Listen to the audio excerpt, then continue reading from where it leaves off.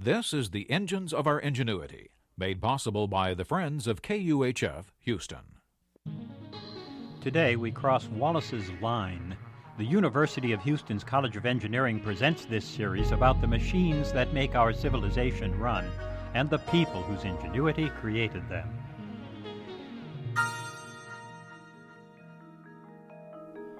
Physiologist Jared Diamond makes a pilgrimage to Wallace's line, an imaginary line separating Borneo and Java from the Celebes and other islands to the southeast. Crossing that line, he says, may have been what made our ancestors truly human. Alfred Russel Wallace was the now almost forgotten co-discoverer of the theory of evolution. Darwin had pretty well formulated the theory when he learned that Wallace was about to publish a similar idea. Then Wallace heard about Darwin, and he politely stood aside to let Darwin publish first. Among many contributions, Wallace identified the demarcation between species of Southeast Asia and completely different species in Australia and New Guinea. There are other such regions. The Sahara is one, and a band from northwest India through the Himalayas and Indochina forms another such zone of separation. But Wallace's line has a special significance. For a long time, we've known that modern humans evolved in Africa 100,000 years or so ago, and that they began making dramatic art and tools in Europe 30 or 40,000 years ago. But we've paid scant attention to the world southeast of Wallace's line. The so-called Java ape-man fossils make it clear that ancestors of modern humans reached Southeast Asia 1 million years ago.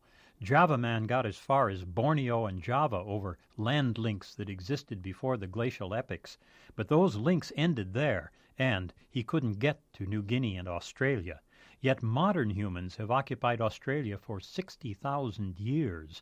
Somehow modern humans appeared in Java man's world, and they managed to go island hopping all the way to Australia. There they practiced advanced art and technology that rivals what we find in the caves of Central Europe. The catch is, they did so much earlier than the European Cro-Magnons.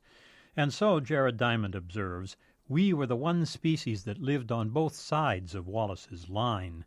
The crucible of human creativity might well have been Australia. He believes the art and technology of Australian Aborigines slowly trickled back and it eventually reached Europe.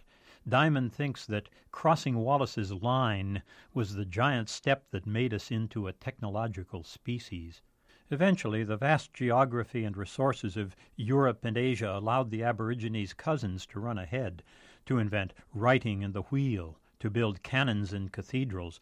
Eventually, when Dutch and English navigators found their way back to Australia, all they saw were shockingly primitive humans.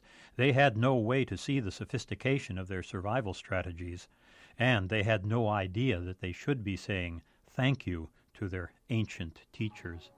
I'm John Lienhardt at the University of Houston, where we're interested in the way inventive minds work.